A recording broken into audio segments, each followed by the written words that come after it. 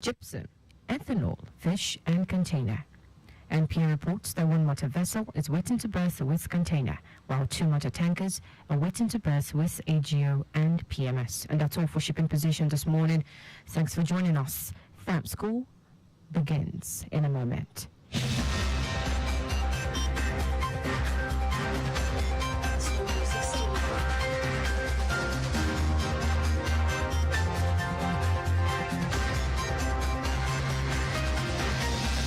Just listen to Shipping Position, brought to you by Lagos Traffic Radio 96.1 FM. Farm School with African farmer Mogaji. Do you know you can make money with less capital while you go about your 9 to 5 or business? Are you considering retiring into the world of agribusiness? If your answer is yes to any of these questions, then join us on Farm School with African farmer Mogaji as he unveils some hidden secrets, uncover common mistakes, and harness the potentials of the agriculture value chain. Farm School with African farmer Mogaji every Thursday at 10:15 a.m. to 11 a.m. on Lagos Traffic Radio 96.1 FM. He'll expose you to the intricacies of the agribusiness and how you can tap into the benefits of the agriculture value chain. Thursdays, 10:15 a.m. on Lagos Traffic Radio 96.1 FM. Farm School with African farmer Mogaji. It's time to farm and grow rich.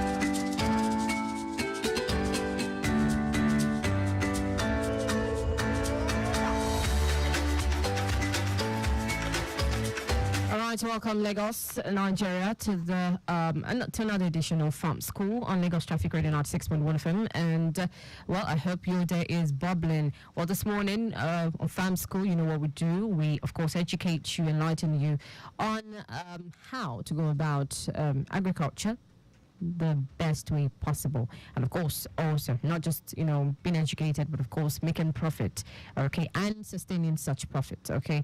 So yesterday of course is going to be another time to get enlightened, get educated with one and only African farmer Mogaji. And yes, I'm in the building with him. Farmer Mogaji, good morning. Morning, Riri. How are you today? I'm very good. How's traffic like coming down? A bit of traffic coming in from Osborne towards the 3rd million. Oh, okay. Yeah. Osborne in what's the 3rd million? Yeah, a bit messy. Messy. Wow. All right, but of course, coming after, of course, 3rd million, it was a smooth sail. I had to go back to take a co-bridge. That's a longer journey. Yeah, that's a longer journey. Journey. Okay. But I'm here. Hallelujah. We're grateful. All right, so yes, that's the very voice of African farmer Mogaji. And this morning, we will be talking about a very, very important topic, which is Lagos food security.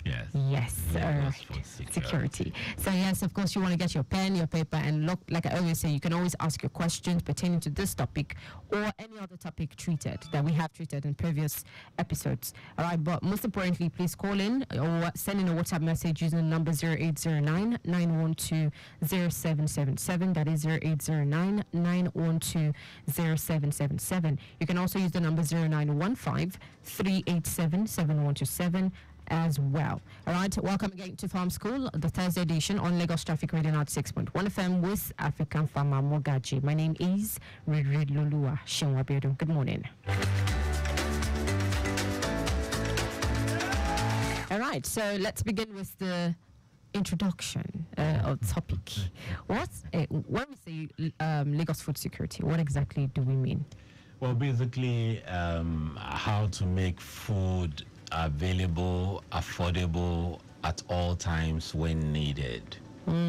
How to make food available, affordable at all times when needed. That's food security. That's deep.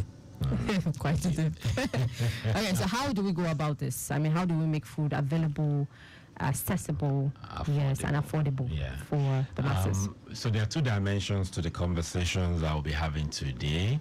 One is the proactive part, one is the doing, and one is the preventive, based on happenings and body language generally.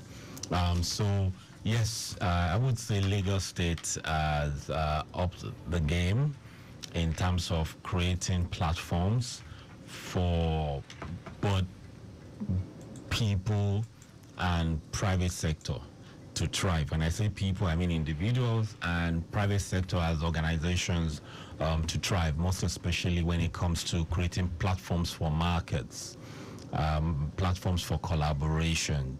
I do speak for Lagos State government because more than any other states that you would want to do projects with, or you have an idea you want to pitch, Lagos still ranks the top, because every idea you bring on the table is welcome. Whether it will work or it will not work, bottom line is they will listen to you. And as long as you're willing to drive it, they'll give you the platforms and open up, remove the restrictions. So we'll give that to the Ministry of Agriculture in Lagos. However, also, Lagos is constrained with with lands, though not limited with land. Okay. There's a constraint around it because there's heavy pressure on the same land meant for agriculture for development. Okay, and because other economic activities thrive well almost on a daily basis or give a lot of fast economic returns, agriculture is not fully embraced to the capacity in which Lagos as an entity, not government now. Lagos as a geographical barrier, geographical area. Has to offer. So because there are so many things that give money, oil and gas, media, telecom, all those things bring IT. faster money, So it puts agribusiness value chain at the least of the pyramid. But everybody depends on that list of the pyramid to function in any other value chain that they have. So that's so Lagos is now vulnerable to, you have to bring food to Lagos. Because the people in Lagos also is huge. And not just huge, the variety of food that must come to Lagos, is also huge. So managing that logistics, managing the opportunity, managing the dimensions, managing different cultures, making food available, it's a whole big game that affects the operations of food in Lagos, of affordability, availability at all times. Now, so there must be a lot of collaborations, which we're seeing, and it's happening, but not at the pace that it should happen. Food security, because the climate is changing. Officially, we are the August break in July. I repeat, officially, we are the August break in July. So what would normally happen when you have the August break in July? Before, and what has been happening in the last like 5 to 6 years when you have the August break in July. It means most times you would have the break for like a month. Okay. You know, ideally it's like 2 weeks, but it would have it like a month. The weather is cool now. The weather will be cool. By implication, the cooler, in quotes if there's any word like that, the cooler the weather, the more detrimental for fruits, vegetables rather. Okay. You know, like the cucumbers, the watermelons, the tomatoes, they are all warm crops. So because the weather has changed, would reduce the production. And so it looks cool, but the soil is drying up faster. In that situation, what can one do? Except you have irrigation. If you don't have irrigation, you are just in the hands of God or nature. Or if you don't have the insight of some other inputs like growth enhancers, I mean organic growth enhancers, but you ought to have used it like 2-3 weeks before the official break sets in. So if you have not used that, then we need to be planning for massive production after the break. But after the August break, or now July break, will come heavy downpours. Very heavy downpours. And so by end of August, September, the windows of the gates of dams will also be opened across the country. You know, because this helps us to be able to plan. I'm deliberately saying this here today so that we can all plan for it. Private, government, individuals, so that, you know, we're not faced with, oh, they are releasing the dams. Is when you see the water that you now panic. No, we can plan, you know, before the dams are opened. The dams must be opened anyway. When they open the Cameroon, is it Laga Dam, or once they open that Cameroon dam, it takes care of Adamawa, Enugu. You know, when they open the Keregot Dam, it takes care of Onyon, which ends up in Opik. You know, that's in a saying. And those dams, when they open this one in Gombe, Dadinkowa, isn't Dadinkowa? Yeah. When they open that, so when there are various dams that are strategically positioned to help us, but when the rainfalls get very heavy, it affects us. And when it affects what is also coming in. So more people around the south need to be proactive to embrace production. Because that's the only way we can cushion all these things, you know, prevent it from happening now. So if we are aware, and we can't leave everything to Ministry of Agric. Yeah, they're doing a lot with limited resources, but we need other ministries also to come on board, to know that it affects everybody. Then we also need regions to stop the talk and start the action. Okay, because before it affects Lagos, it has affected Ibadan and Ogun, Oyo and Ogun. And it will be worse in Ekiti and Ondo. You know, I'm talking about South now. So bottom line is that we need to all up our game. We need the private sector to get closer to government in every state of the nation right now to be able to say, what can we do? Because every organization has staffs. If there's a challenge with the food chain, it affects the staff. It affects productivity. It affects the company's profitability. It affects mental health. So it's food availability is not government's business now. It is our business. And we also, everyone, we need to begin to look at how can we contribute? How can we protect? Because unfortunately, it affects Lagos the most because it's the consumer. And the number of people even trooping in every day is huge. You know, so we need everybody to put all hands on deck right now so that we're not waiting for something dramatic to happen again, and we're all now venting online, venting on social media.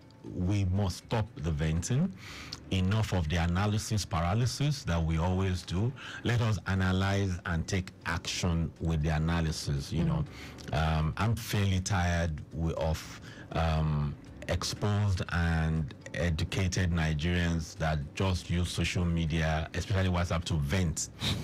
But take action. Let's go out. Let's guide you. Nobody wants to do that. Everybody prefers to point the finger and forgets that four is pointing back to you. With the challenge we have in the country, we need the four to be more active than the one that is going forward. And that's the easiest, and that's what we're doing. And government is choked. Not just I got some report from Benin Republic today. You know, everything that happens in Nigeria affects Benin Republic and Togo. Their economy also is crashing because we're not trading enough. Okay, before we would get some farm inputs, as what we call essential inputs from Benin and Togo. They are no longer coming in. Okay, so they normally do have better quality. It's not coming into their country because we are not buying also from them. The current climate we have here is affecting them there. So if anything happens and we are flourishing, again, they will mop up what we have. Because across the border, their currency is doing better than ours. Temporarily, things are going to change. I'm very optimistic about this country. Things are going to change, okay? So we need to balance all those things. People close to the borders need to do more production and to target selling outside, so it reduces the pressure on what is happening inside. But there are a lot of dynamics playing out now that I see where many of us are focused on Nigeria, not West Africa. And I've always been saying we need to focus on West Africa. Because as our currency is challenged, it's putting pressure on them, and then they come and take food from us.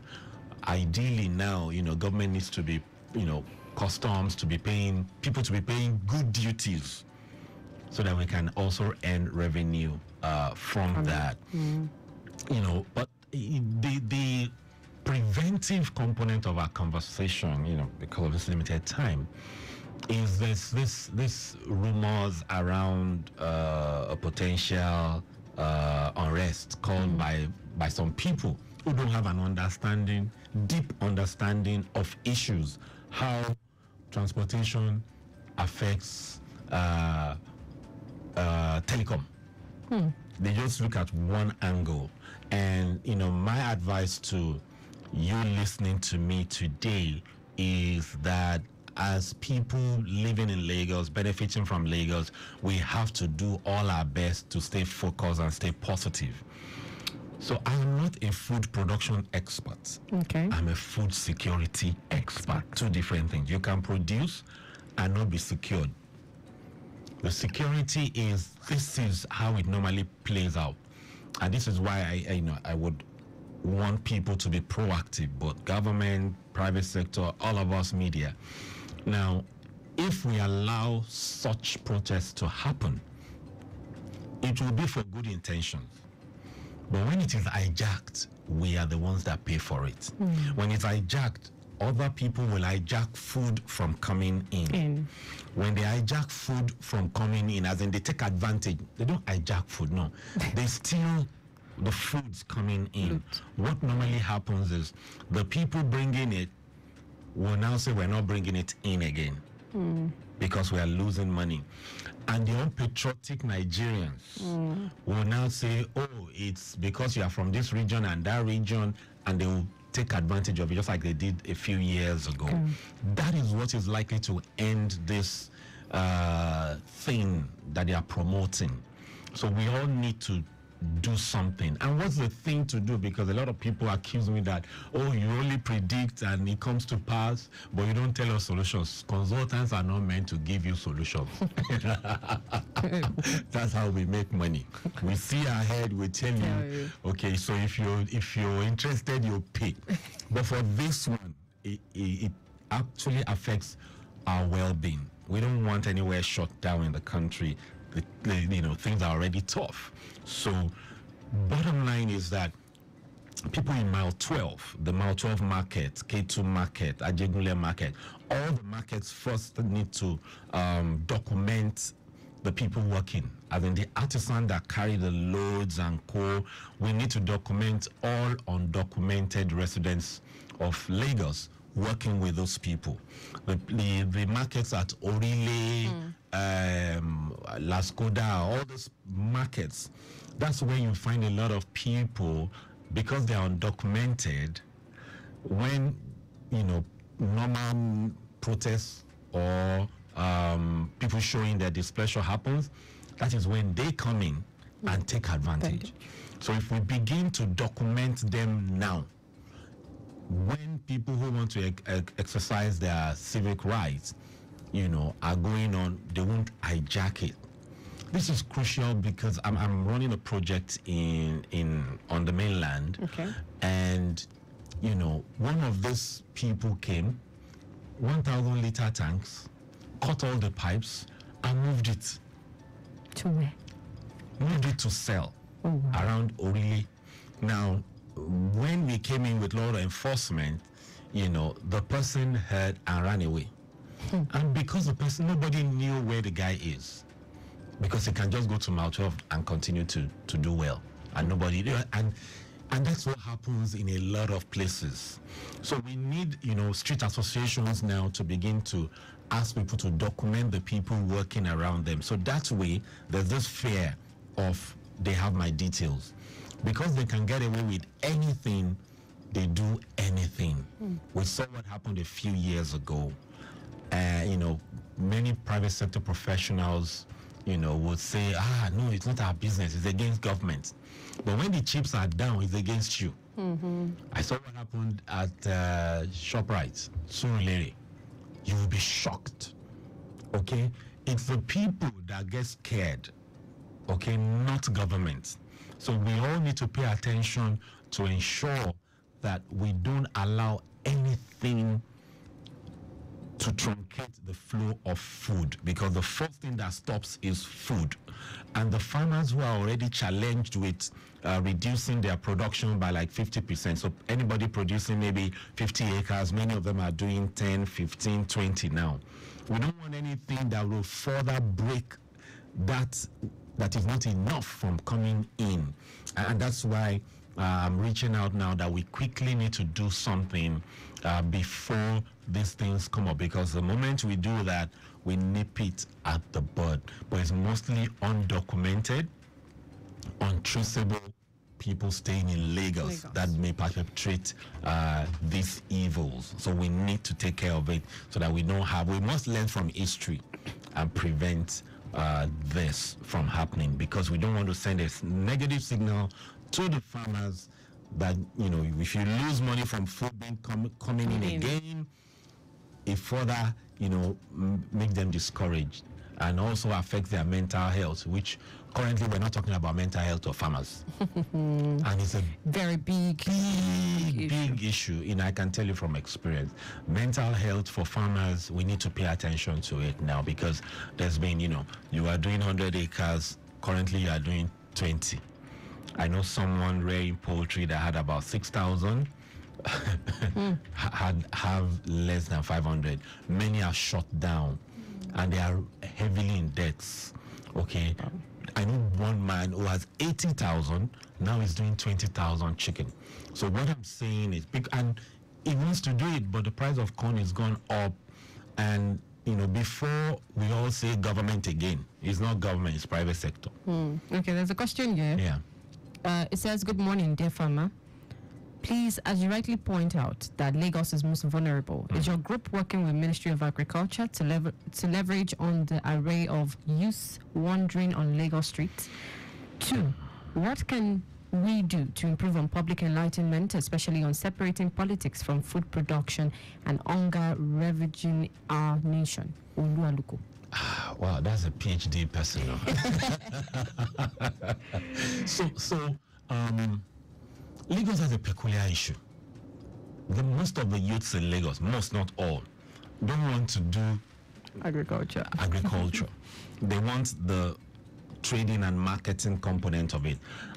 Our organization has done something with the Ministry of Agriculture, which, okay, you train, let's work with the people you train, let's retrain them towards this opportunity, towards this funding, towards this grants, and we collaborated. It's just that the youths did not show up. They registered, but they just did not show up. We wasted a lot of money. But Lagos had trained them for months.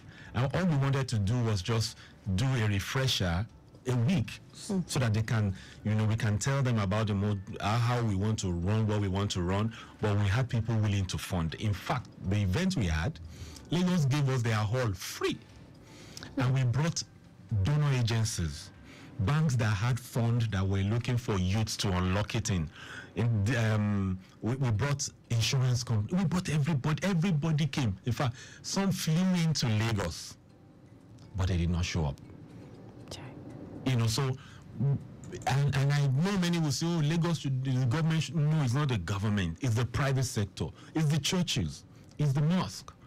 If you mandate, the churches and the mosques need to take a bit more proactive step to say, okay, gather them in, because they go to mosque every Friday, they go to church every Sunday. A majority. And the ones that don't go to church knows a Christian or a Muslim out there, a youth. Because when they are dancing to the Pasuma, Burna Boy and all those things, they are united. Okay, so we need the private sector to do more, to say, government, you have lands here. Where do you have projects that we can fund? So we need more funding being unlocked from the private sector. The private sector is doing a lot of sit-down look, and the private sector will pay for it eventually. When the chips are down, is the profitability that drops. What's the second question the person asked? Okay, there's another question here, but I say we go ask that question next week. Okay. But then let's quickly, so the second one is, what can we do to improve on public enlightenment, especially on separating politics from food production and hunger ravaging our nation? The truth globally is politics and food production are one. Globally, the presidents of United States, where do they declare that they want to contest for presidency? It is one of the 5 agric states. The agric state swings who becomes president in the United States. So we also need to understand that in Nigeria also, food and politics are together. It's just that there's a way to go about it that we're not seeing. But we cannot separate food and politics. It is together. But now leveraging it to be able to balance and make food available is what we're not doing yet. Okay, this is where we will take today's topic. We're hopeful that it will continue next week because it's quite interesting. But then, yes. But then I want to say a big ups to Africa from Mogaji. Thank you very much for coming. Quickly, your handle before we take our leave. At African Farmer M. At African Farmer M, or 0809 7222. 0809 7222. Okay. All right, then this is how far we can take on the program Farm School on Lagos Traffic Radio 96.1 FM with African Farmer Mogaji. By the way, for those who are applying locations like Lagos Abeokuta Expressway, remember the earlier reported impediment at National in Watajayi Farm has been moved off the road, and so the road is fully open now to vehicular movement. So of course you have free connection, or free movement rather, from National to connect into Ikeja down to Ilezik. All right, my name is Riri Lulua Shiwabiodun, and we will see you again next week, Thursday, same time, of course, which is 10:15 a.m. to 11 a.m. For now, please stay safe and